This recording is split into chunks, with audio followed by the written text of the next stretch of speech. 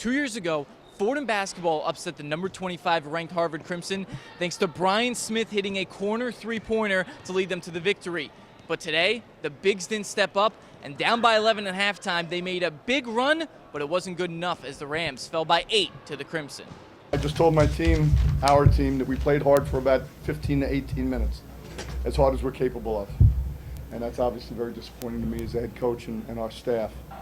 And, Branden is our senior. He's got to find a way to get these guys locked in and have them understand the intensity you need to play with to beat a good team. And Harvard showed why they were 10-1 heading into this contest, as they shot 56% for the game, made 6 3-point shots in the first half, scored 21 points off turnovers, and converted 25 free throws at the line. The Crimson hadn't scored 94 points since they played Daniel Webster back in 2008. You're not going to win.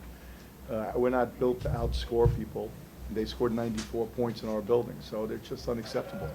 And that's effort. Defense and rebounding, I've said it 100 times, are 80% effort and toughness. And the other 20% is a little bit of technique. So, we got to work on that. Fordham went on a 21-10 scoring run in the second half to cut the deficit to 6 with 10.5 remaining in the game. But Harvard wouldn't give up the lead and responded on offense when they needed a bucket. The Rams just couldn't get a stop when they needed one. I felt like that was it of the second half. We made shots. We'll make 2 or 3 shots, and they'll come back on the other end and just get a layup or get an and one and just, messed our momentum up.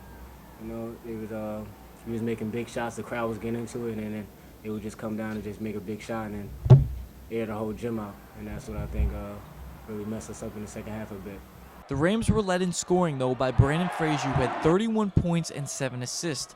The senior guard did a very good job attacking the rim and scoring near the basket.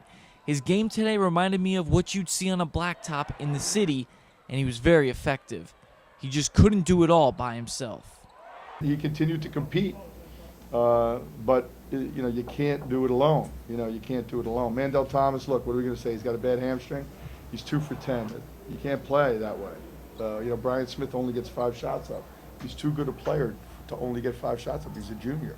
He's got to be able to, in the course of the game, he should be finding 5 shots in transition offense, and then in half court finding more. So these are all things we continue to work on. Jon Severe had another slow start with a big second half. The freshman scored 2 points and committed 3 turnovers in the first half, but responded with 27 points in the second half to lead a Ram comeback.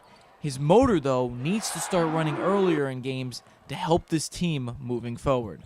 I think he was struggling defensively a bit. It carried over to his offensive game. They were doing some things that was forcing him to do, make some reads defensively.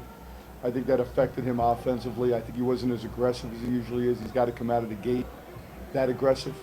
Obviously, if he has a first half rather, like his second half, it's a different night for us. It's important for him to find shots, to chase shots, because he's that good an offensive player.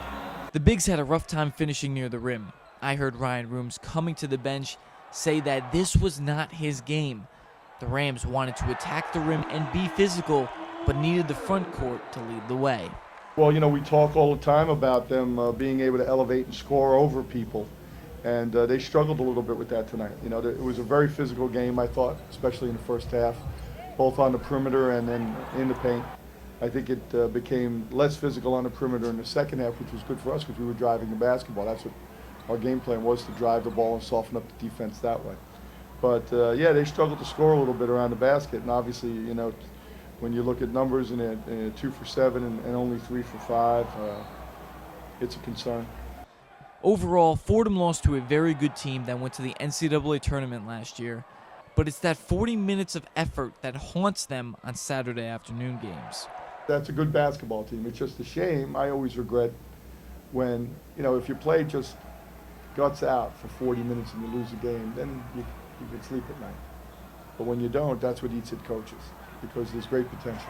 Harvard head coach Tommy Amaker said in the post-game press conference that Fordham will continue to grow in the Rose Hill Gym with continual support and a big fan base. Remember, the Rams play 2 days against Siena to close out the non-conference. Reporting from the Rose Hill Gym, Donnie Dwyer, thesportscycle.com.